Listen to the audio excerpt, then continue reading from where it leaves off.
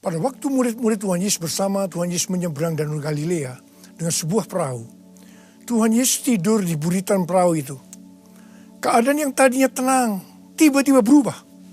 Angin taufan datang menerpa, ombak besar datang, dan air masuk ke dalam perahu. Murid-murid sangat ketakutan dan membangunkan Tuhan Yesus sambil berkata, "Tolong guru, apakah engkau tidak peduli kalau kami binasa?" Tuhan Yesus bangun dan dia menghardik angin itu dan berkata kepada danau itu, "Diam, tenanglah." Apa yang terjadi? Angin itu reda dan danau menjadi teduh sekali. Tuhan Yesus berkata kepada murid-muridnya, "Mengapa kamu begitu takut? Mengapa kamu tidak percaya?" Mereka menjadi sangat takut dan berkata seorang kepada lainnya, "Siapakah gerangan orang ini? Sehingga angin dan danau pun taat kepadanya." Bukankah keadaan pada waktu itu mirip dengan keadaan hari-hari ini?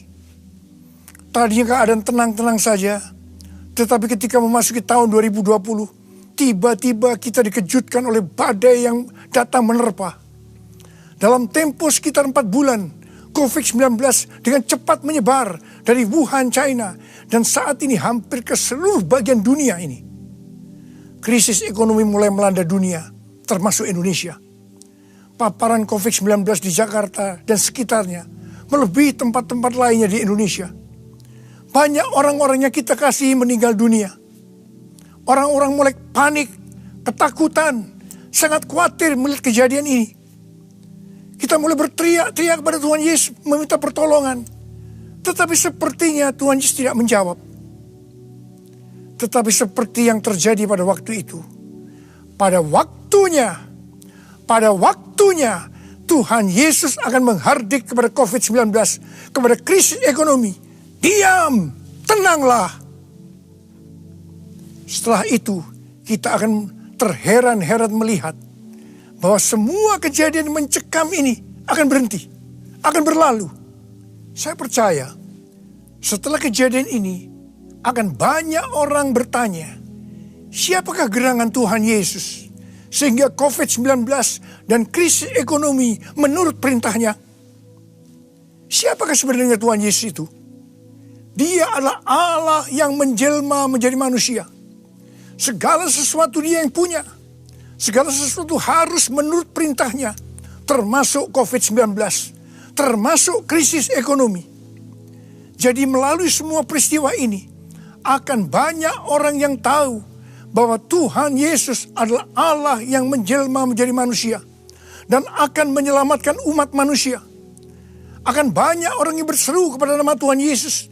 Dan mereka yang berseru akan diselamatkan. Pesan kunci untuk terjadinya semua ini, bahwa kita harus berteriak terus-menerus dengan tidak henti-hentinya, meminta pertolongan Tuhan Yesus sampai Tuhan Yesus mendengarkan teriakan kita ini. Tuhan berkata dalam 2 Tawarikh 7 ayat 13 dan 14, kalau kita melihat Tuhan menutup langit sehingga tidak ada hujan, dan Tuhan menyuruh belalang memakan habis hasil bumi, di mana semua ini berarti krisis ekonomi. Juga kalau kita melihat Tuhan melepas penyakit sampar di antara umat Tuhan. Ini berbicara tentang COVID-19. Tuhan meminta agar kita, semua orang-orang percaya, merendahkan diri, berdoa, mencari wajah Tuhan, serta berbalik dari jalan-jalan yang jahat. Artinya kita harus mengoreksi diri, bertobat, minta ampun. Kalau kita orang-orang percaya melakukan itu, maka Tuhan akan mendengar dari sorga. Dan akan mengampuni dosa-dosa kita. Dan akan memulihkan negeri kita, Indonesia yang tercinta. Saya percaya hari-hari ini banyak orang percaya, termasuk saya, melakukan hal ini. Saya banyak berdoa di menara doa lantai 12 di SICC. Akhir-akhir ini Tuhan ingatkan kepada saya, kejadian waktu tempat ini untuk pertama kalinya dipakai sebagai menara doa. Salah seorang pendoa mendapatkan penglihatan. Ada sebuah telinga yang besar. Dan Tuhan berikan ayatnya dari 2 Tawarikh 7 ayat 15 dan 16. Yang berkata, sekarang mataku terbuka. Dan telingaku menaruh perhatian kepada doa dari tempat ini. sekarang telah kupilih dan kukuduskan rumah ini, supaya namaku tinggal di situ untuk selama-lamanya. Maka mataku dan hatiku akan ada di situ sepanjang masa. Setiap kali saya berdoa, saya selalu mengingatkan Tuhan tentang hal ini. Bahwa Tuhan menaruh perhatian kepada doa dari tempat ini. Di situ saya terus-menerus dengan tidak henti-hentinya berdoa untuk keadaan yang terjadi saat ini. Saya meminta belas kasihan Tuhan supaya semua ini berlalu. Saya juga diperkenankan oleh Tuhan melihat hal-hal yang tidak saya mengerti. Dalam pergumulan itu, saya berkata kepada Tuhan, Tuhan, saya tidak mengerti akan semua ini, tetapi saya menerima segala keputusan Tuhan. Dalam keadaan galau seperti ini, tiba-tiba saya mendapatkan kiriman lagu, Bagi Dialah Kemuliaan, yang dinyanyikan oleh saya sendiri. Ketika saya menyimak lirik lagu itu, saya menangis. Lirik lagu itu diambil dari Roma 11 ayat 33 sampai dengan 36. Oh, alangkah dalamnya kekayaan hikmat pengetahuan Allah, sungguh tak terselidiki keputusannya dan jalan-jalannya. Siapakah yang mengetahui pikiran Tuhan? Siapakah yang pernah menjadi penasehatnya? Sebab segala sesuatu dari Dia, oleh Dia, kepada Dia. Bagi Dialah kemuliaan sampai selama-lamanya.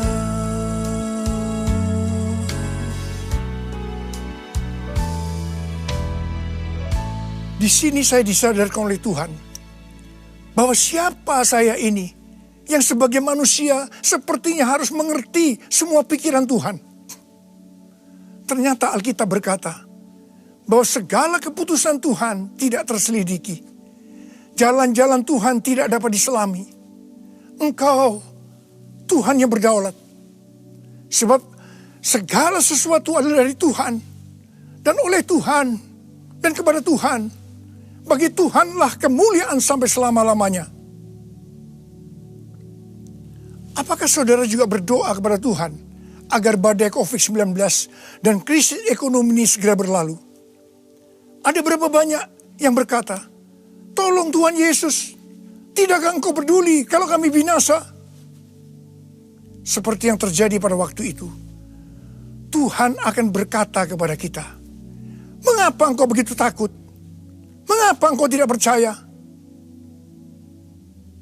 Saya diingatkan oleh seorang pendoa syafaat yang berkata kepada saya bahwa tulah di Mesir berhenti setelah anak domba Paskah disembelih.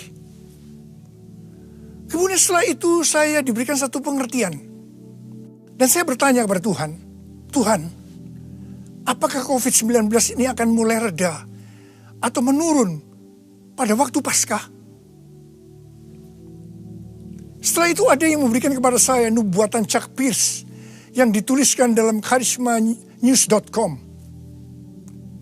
Chuck Pierce pada waktu tahun 2006 pernah bernubuat untuk saya, yaitu akan dipakai dalam pelayanan kesembuhan. Dan nubuatan terjadi.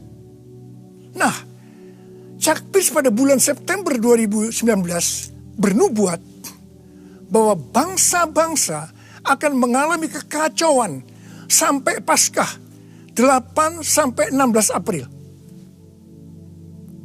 Tanggal 26 Januari 2020, kembali Chuck Pierce bernubuat bahwa suatu wabah yang besar datang menyerbu untuk menguji kita sampai dengan Paskah. Bagi saya, apakah hal ini berarti bahwa pada waktu Paskah COVID-19 ini akan mulai reda atau menurun? Hal yang mirip juga dikatakan oleh C.D. Jacob kepada Chuck Pierce pada tanggal 3 Januari 2020. Cindy berkata bahwa dalam 3 bulan pertama di tahun 2020, agar Chuck Pierce berhati-hati untuk perjalanan internasionalnya dan harus banyak beristirahat. Dan itu dilakukan oleh Chuck Pierce. Sekarang Chuck Pierce banyak menulis buku dan istirahat. Selain itu, Chuck Pierce menginterview seorang nabi bernama Shawn Bolz yang berkata bahwa Tuhan memberitahu kepada dia bahwa akhir COVID-19 sudah dekat. Terhadap nubuatan ini, saya meresponi dengan doa-doa saya, di mana yang tadinya difokuskan untuk meminta kepada Tuhan agar COVID-19 itu berhenti.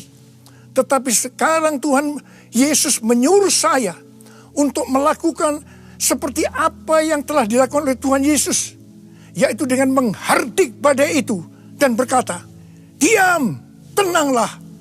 Karena itu sekarang saya memerintahkan kepada COVID-19 dan kepada krisis ekonomi dengan berkata, diam, tenanglah. Kita sekarang memasuki peperangan rohani yang dahsyat. Mari, saya mengajak saudara untuk berdoa seperti itu. Kita memerintahkan kepada COVID-19 dan kepada krisis ekonomi dengan berkata, diam, tenanglah. Dalam melakukan peperangan rohani ini, saudara harus banyak berbahasa roh.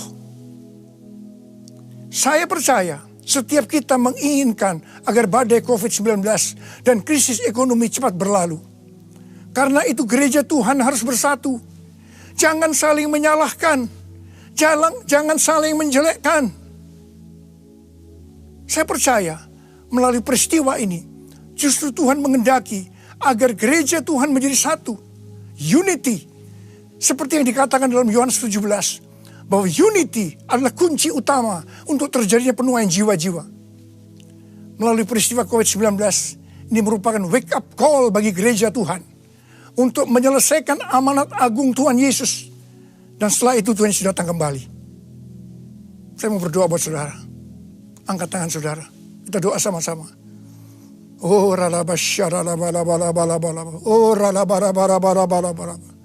Tuhan, Kau melihat keadaan anak-anak-Mu saat ini, Tuhan. Mereka membutuhkan pertolongan Tuhan. Dan Kau hari ini memberikan kepada kami cara untuk menyelesaikan semua ini. Engkau mau ya Tuhan, kami yang percaya sekarang memerintahkan kepada COVID-19, memerintahkan kepada krisis ekonomi, diam, tenanglah. Dan saya percaya Tuhan, apa yang dikatakan oleh kami, itu akan terjadi. Bapak, terima kasih buat semuanya. Engkau berikan otoritas kepada kami semua. Bapak, sembuhkan yang sakit. Sembuh dalam nama Yesus. Sembuh dalam nama Yesus. Sembuh dalam nama Yesus. Engkau tolong anak-anak-Mu ya Tuhan. Tolong anak-anak-Mu. Dalam nama Yesus. Amin.